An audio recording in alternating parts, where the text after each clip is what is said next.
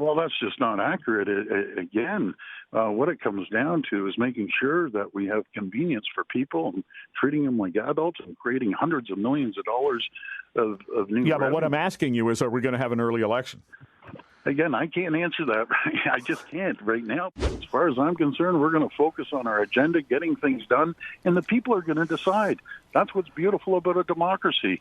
You know, we live in a democracy. If you like the government, you vote them in. If you don't like them, you're going to vote them out. Yeah. And no, I know how the election works. I just want to know when we're having it. Well, stay tuned.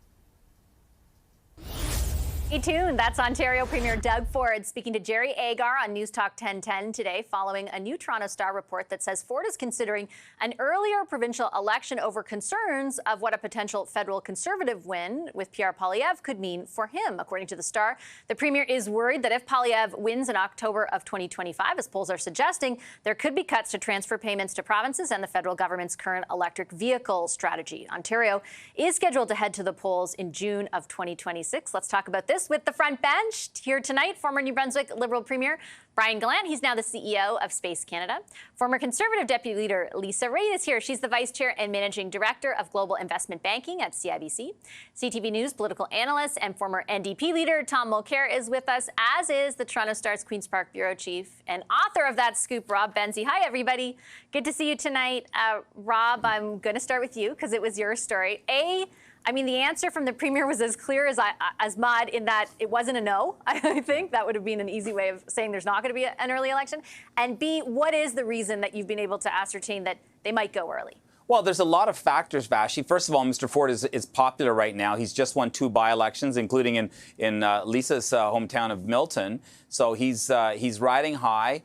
You've got the opposition parties, the Liberals of Bonnie Crombie and the New Democrats of Mart Stiles are not doing as well. Ford has a double-digit lead. And that's why last Friday he surprised all of us by spending, he claims, $225 million. It could be as much as $1 billion to get out of this deal with the beer store to have beer and wine in corner stores by this fall, rather than the original deadline of January 1st, 2026. That gives him the flexibility to have an early election. He can say to voters, look, I've delivered this promise. And I think he is also mindful, as you were saying in the intro, about what a Conservative federal government will mean to a provincial Conservative government. It's not just about the cuts. It's also about something called the Underhill balance theory. Ontario voters, when they pick a Liberal party in Ottawa, tend to pick a Conservative party at Queen's Park. And when they pick the Conservatives in Ottawa, they pick Liberals at Queen's Park. And once they pick the New Democrats when Bob Rae was Premier. When Stephen Harper was Prime Minister, the Liberals were in power the whole time here at Queen's Park. Brian, you led a province. In this scenario, does it make sense that you would be thinking about the calculation of what's happening federally? There's a lot of context to put into that question, in the sense that, there's in New Brunswick, for example, there is on the books in the law a date. So to go early is still the prerogative of the Premier, obviously asking a Lieutenant Governor of New Brunswick, but it's still probably something that would be frowned upon. So there's context to be given. But to your question and to why we're talking about this, yeah, of course it's a consideration. I think that Benzie goes through all the points that are very clear in front of us as to why this would be a consideration, that kind of concept. That, by the way, there's a bit of that, I think, in New Brunswick as well. And of course, the idea that if there is a Poilievre government and he were to make some cuts, that could rub off on the brand for the Progressive Conservatives in Ontario. So those are 2 very in-your-face reasons as to why it should be a consideration from a political front. But the other one is just an unknown. And sort of adding on to what Benzie said, if you're doing well in the polls, if it looks like you got a pretty good lead, things seem pretty stable, you're feeling good when you go to communities across the province, and there's this big unknown, which is a federal election, a potential new government, and what impact that could have on you. So it could be just as simple as we don't like what the unknown, and what we know right now is good. So maybe we try to align ourselves to be prepared in case things start to look like it would be necessary for us to go early. So I think it's prudent, given the context, for them to say, from a political front, for them to say, let's get our ducks in a row in case we want to call an early election, given that uncertainty and given the points that Benzie made. Lisa, what do you think of the way in which those Ontario government sources are telling Rob, like, we don't want to go up against Poilievre. We do feel like things are going to be harder for us, and that's a harder for us, an election for us to run. Do you think there's merit to that? Could be, but I prefer to look at it as the glass half full, not the glass half empty, which is, why wouldn't you want to get out now and take advantage of Mr. Trudeau's incredible unpopularity? I would look at Newfoundland and say, holy crow, this guy got over 80% of the vote. And it's because predominantly, I know we're going to talk about it later, but people don't like Mr. Trudeau. Why wouldn't he want to get out there and take advantage of that and run against Trudeau in a sense? But at the same time, I mean, Pierre is popular, and quite frankly, you can run and take advantage of that as well. So maybe it's not just as much about being worried about what's going to happen, but rather it's looking at it more from the perspective of, how do I take advantage of this current movement of conservative positiveness, and how can I make it work for me specifically?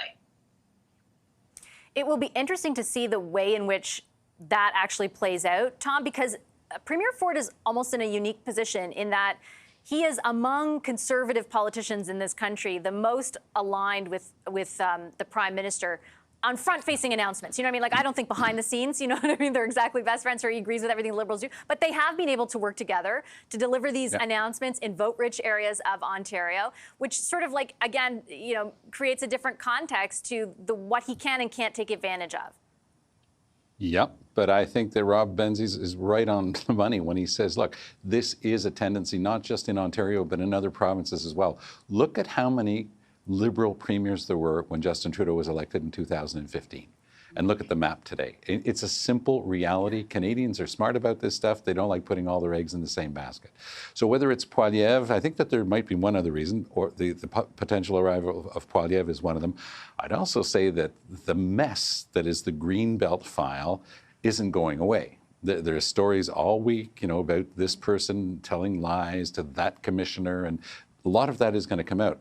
But the biggest piece of that whole scandal, and it's a huge scandal, is the RCMP investigation. So I would add one more good reason to perhaps want to get out early and have an election, which would be to avoid the eventual laying of charges by the RCMP, because I do think that the RCMP will do its job and that there will probably be charges laid against some people, whether they'll be people who were elected or staffers. I think that there will be charges. There's at least a good chance of that based on my experience with these things. I'll add one other piece, is that people who go to an election early with no just cause often pay a heavy price.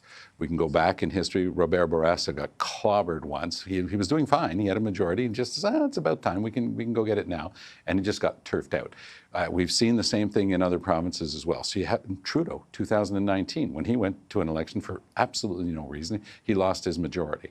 So I think that, in 2021, when he tried to go early, there was no way to justify it. So I think that there's always going to be a price to pay if you're being opportunistic and trying to tell people, look, we think we've got you, and we don't even have to make the effort of finishing the mandate that you gave us for 4 years. We're going to go early because we think it'll be helpful to us. You have to be super careful with that. There can be a price to pay.